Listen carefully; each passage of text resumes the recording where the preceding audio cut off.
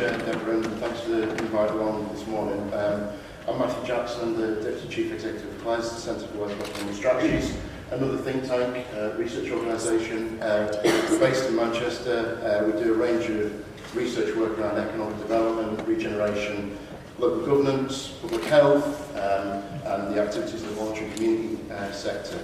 I want to talk specifically this morning about our work around local wealth building and also about procurement.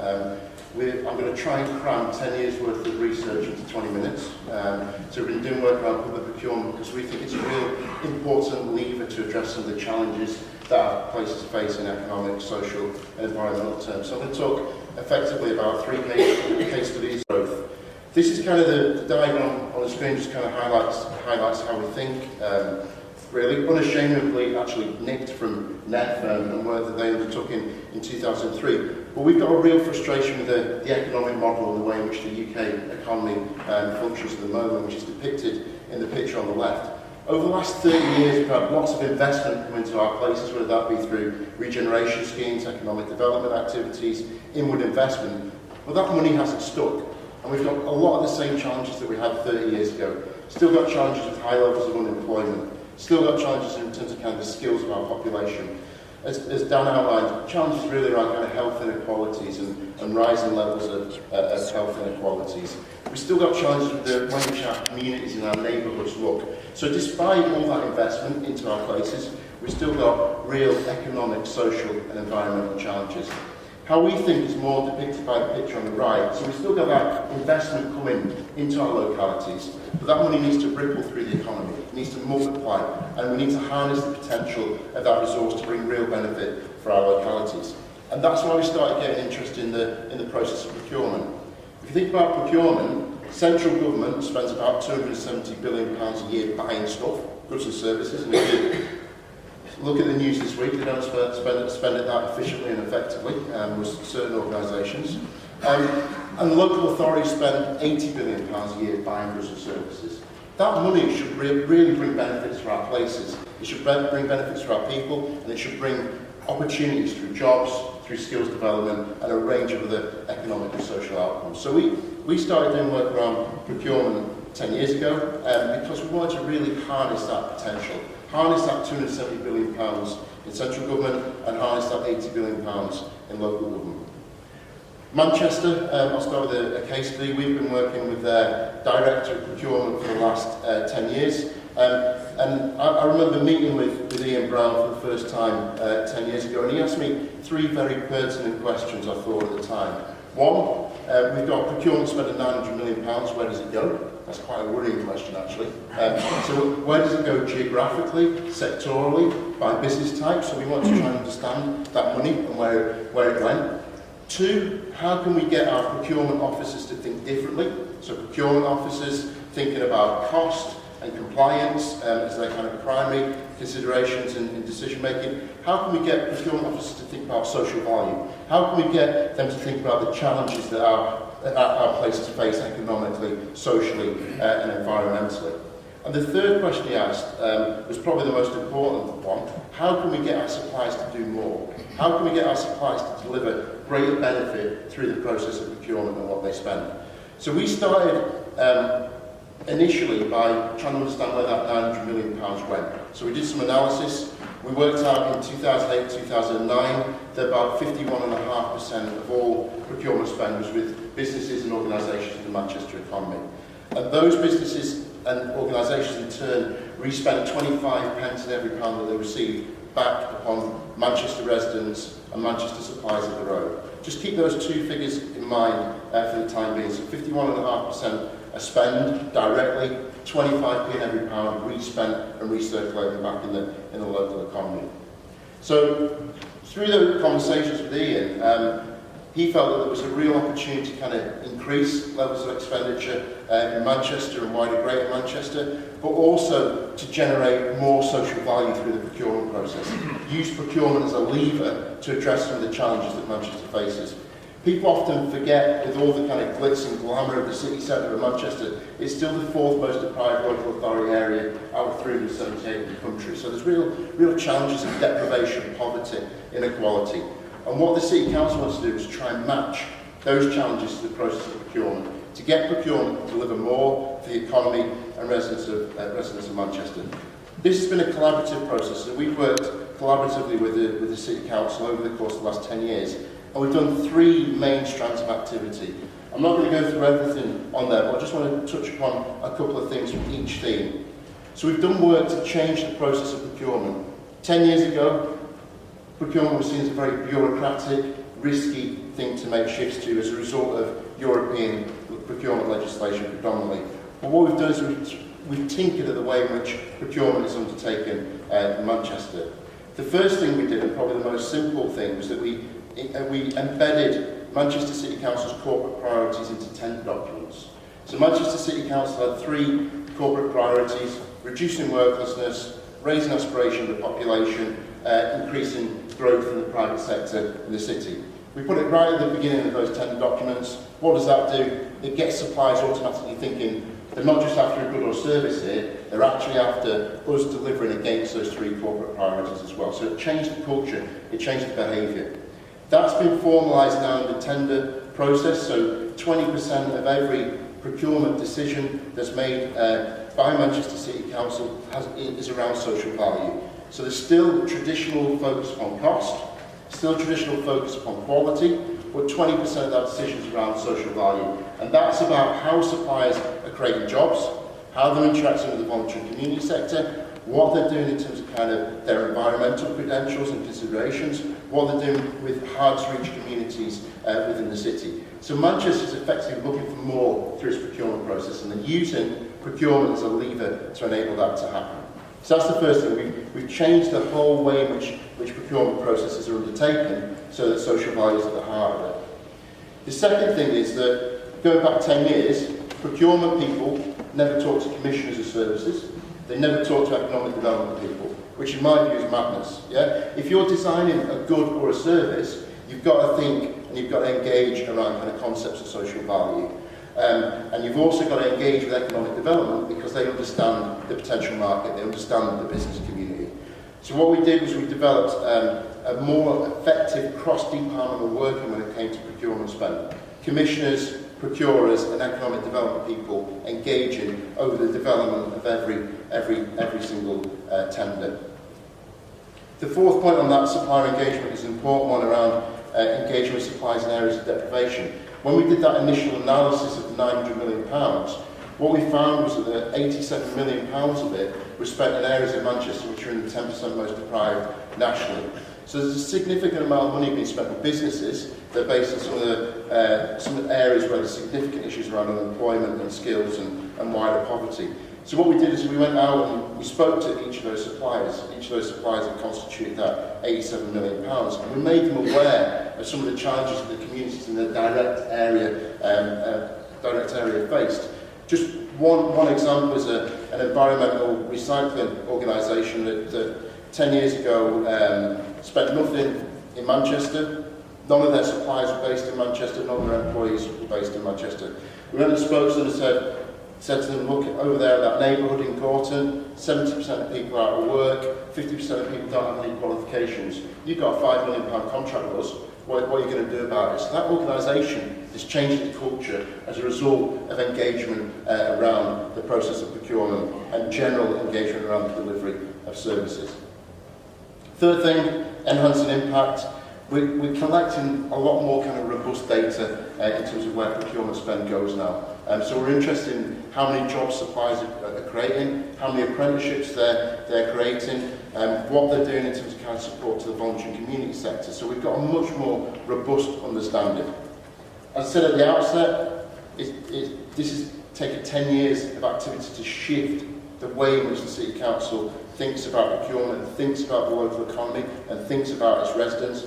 But that 51.5% of spend in the local economy is now about 73%. So there's been a significant increase in levels of spend with Manchester-based organisations. And suppliers are now respending 43 pence in the pound when compared to 25 pence in the pound 10 years ago. So we've had a significant change in the way in which procurers think, and a significant change in the way in which the supply chain thinks and the affinity they have to Manchester and Greater Manchester. Moving on to my second case study. 5 years ago we started thinking about actually places aren't just about local government and local authority spend. There's a range of other institutions that have a significant stake in place. And again, we borrowed quite unashamedly from other organisations. We started looking across the pond to the States and the work that had been undertaken in the States around harnessing the potential of what they call anchor institutions. And these institutions are important for 4 reasons. 1, they spend a lot of money buying stuff. 2, they employ a lot of people. 3, they're rooted in the local area, so they're not going to go anywhere. Hopefully hopefully the Midlands Metropolitan Hospital isn't going to go anywhere. And also, they're assets. So they own a significant amount of land and assets within a particular local economy. And they include hospitals, other NHS organisations, universities, colleges, the police. And what we wanted to do in Preston was really to try and harness their potential. Try and really understand the existing impact that those organisations had on the Preston economy and shift their mindset and behaviour so they brought greater impact. Our starting point again was procurement, and in 2013, I think it was, we looked across the procurement spend of 6 of those institutions. So Preston City Council, Lancashire County Council, which is the top tier local authority, Cardinal Newman College, Preston's College, Lancashire Constabulary, and Community Gateway, which is a housing organisation. And what we wanted to do was try and understand where they're spending it. And if you compare that to Manchester, it's clear there's a significant difference in terms of the levels of spend in the local economy. We've defined the local economy at 2 tiers. One is the Preston boundary, which is in red. The second is Lancashire, which is the bit that's in kind of the white colour. But across those 6 institutions, we found that just 5% of spend was with businesses and organisations based in Preston, 39% in wider Lancashire, but importantly, 61% of that money was leaking out of the Preston economy. It was going to shareholders, organisations that were based in London and the wider South East, and not really bringing that benefit.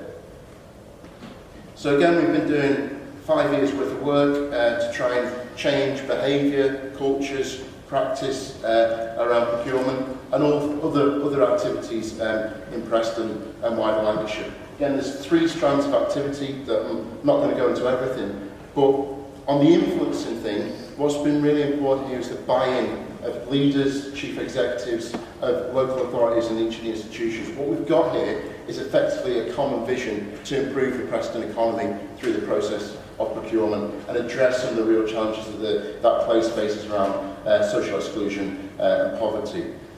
Second thing is around changing the culture of procurement officers. No easy task. Procurement officers are trained in particular ways, quite rightly, to do things around kind of compliance and kind of efficiency in procurement. What we've done is really change the mindset of those officers so they think a little bit differently when it comes to the process of procurement. On the developing strand, we've developed a better understanding of what we call influenceable spend. So we've looked at that 61% of money that's leaking, we've looked at the sectors, and we've identified where there's scope, potentially, for organisations based in Preston and wider Lancashire to deliver those contracts. And what we've done on the back of that is develop a database of those organisations. So when those anchor institutions are now going out to the market, they've got a ready-made set of organisations that can potentially deliver those services, and potential is a really important word in all of this. And the third thing that we've done is showcasing. The Preston model has had a whole range of press in recent months. It's not just the work around procurement, but they've also done a lot of work around kind of the pension fund and also things around kind of community land trust as well, all with the purpose of trying to reinvigorate and re-democratise that particular economy.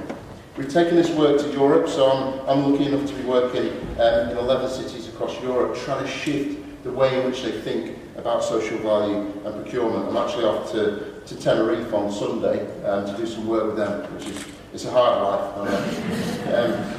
But again, as a result of all that, there's been a change. So despite austerity, despite budgets going down overall within each of those institutions, we've seen an uplift in the extent to which there's benefit being brought for the Preston economy through procurement. So that 5% of spend is now 18%, and that 39% of spend in Lancashire is now about 79%. So what we've seen is real change. I wouldn't want you to get too hung up on those figures. What's the real important change for me is the behaviour, the collaboration that's happened across these institutions. So why has it happened?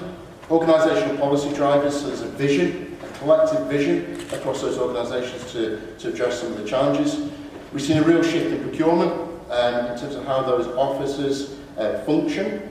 I think there's quite a bit around individual values across here. The people that we've worked in Preston with, they're all good people. They've all got kind of values which are about addressing some of the challenges that particular place faces.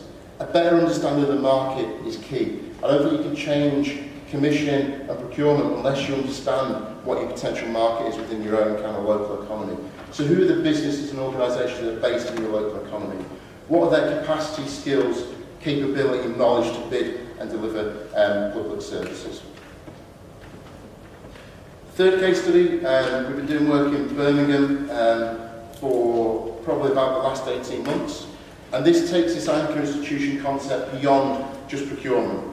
For us, anchor institutions bring a whole range of benefits to places. They're employers, they've got a role around being asset providers, and also I think they've got a key role in terms of kind of harnessing more effective health and wellbeing outcomes as well. So just to touch briefly upon those 7 institutions, Birmingham City Council, we're undertaking that kind of spend analysis work, trying to understand where procurement money goes.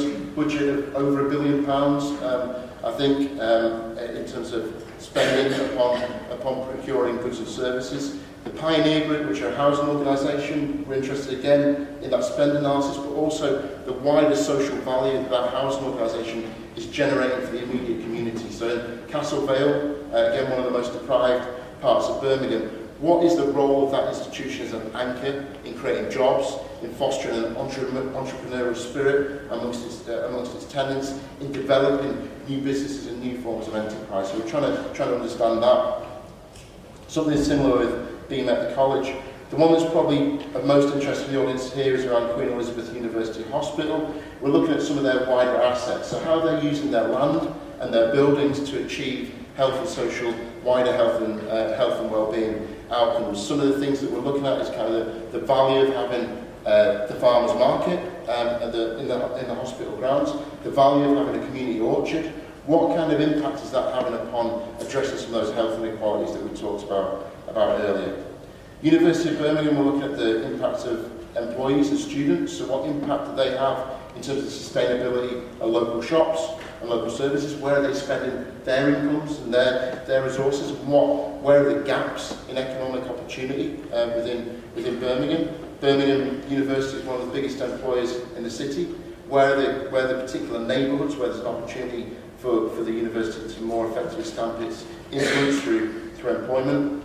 West Midlands Police, we've developed them a social value procurement framework, so every procurement decision that the West Midlands Police undertakes will now have social value as part of it. And Birmingham Airport's a really interesting one, kind of a quasi-public-private sector organisation. We're interested in the impact that all those vendors within the airport have. So the baggage handlers, WH Smith, Starbucks, what impact are they having upon Birmingham and the wider West Midlands economy? So finally, I hope, the gaps nationally. So we've done 10 years worth of work around this. There's still a real range of gaps around procurement and commissioning processes. For me, I don't think we're involved in service users enough in the design of public services. We need to move towards more of an effective co-production approach to the design of services.